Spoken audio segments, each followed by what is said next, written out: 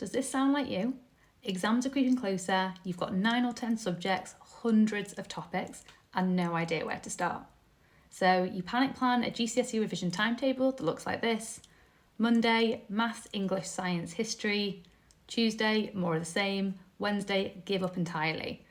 And it's frustrating, isn't it? You know you should be revising, you just don't know how to make a revision plan that fits everything in without burning out. So let's clear something up. A good GCSE revision timetable isn't about studying all day, every day. It's not about filling every hour with work. It's about having a realistic plan that tells you what to revise, when to revise, and how to revise in a way that actually improves your grades. In this video, I'll show you how to create a revision plan for your GCSEs in 5 easy steps that could even see you revising less. So, step 1, decide what you actually need to revise.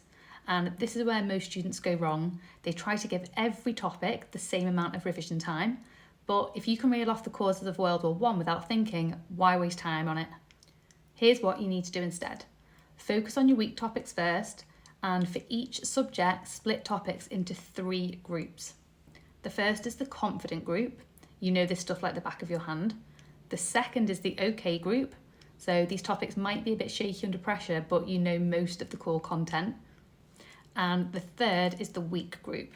So you find these topics really tricky and they're costing you valuable marks. Be really honest with yourself when you're doing this. That weak list is where most of your revision time should go. If you're not sure where a topic belongs, test yourself. Go to Save My Exams, answer a few exam questions, and then check the Strengths and Weaknesses tool. If it flags the topic as weak, you've got your answer. Your timetable should give more time to weak topics and less to confident ones, and that's how you're going to climb grade boundaries. Okay, quick check.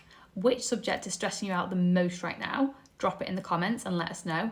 This will help us make future revision videos that will really boost your grades. Now, step 2 is something most students miss. Plan specific tasks. So here's a classic mistake. Opening your timetable and saying revise biology or learn German. That's not a plan, that's a wish. Every session in your timetable should have a clear task, like answer 5 GCSE biology exam questions on enzymes, or revise animal farm quotes using flashcards, or complete a timed maths past paper section. You get the picture.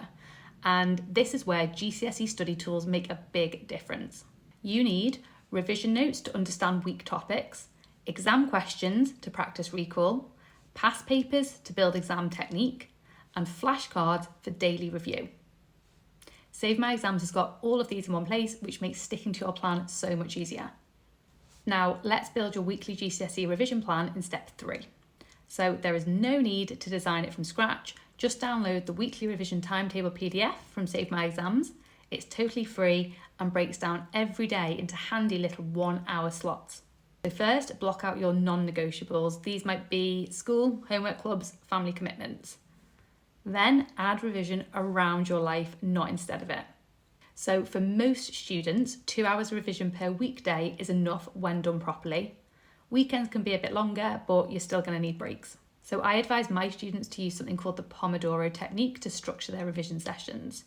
And you use Pomodoro chunks. So 1 Pomodoro equals 25 minutes of focus work plus 5 minutes of rest. And rest means rest. Not doom scrolling TikTok, go and get a snack, stretch, look away from your screen. Do 4 Pomodoros in a row, and that's a full 2-hour revision session.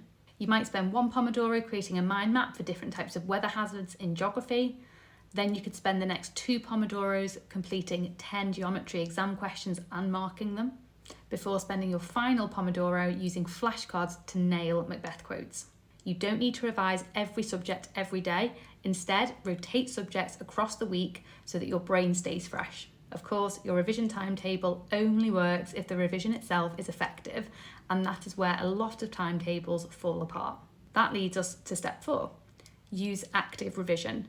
So reading notes for an hour feels productive, but it doesn't stick.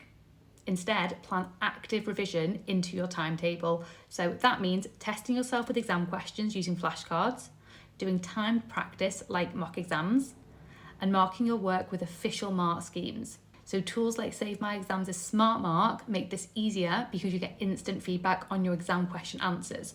So you can see exactly where marks are coming from. And it's that feedback loop that ends up improving your grades. And for the final, absolutely crucial step, review and adjust your timetable weekly. Your GCSE revision plan is not set in stone. So every week, ask yourself, what went well? What didn't I stick to? Which topics are still weak? And then you can adjust it. So if a subject is improving, reduce its time slightly. But if something keeps tripping you up, increase its priority. And remember, top students do not have perfect timetables. They've got flexible ones that adapt as they improve. So here's what a GCSE revision plan that actually works looks like. It focuses on your weak topics.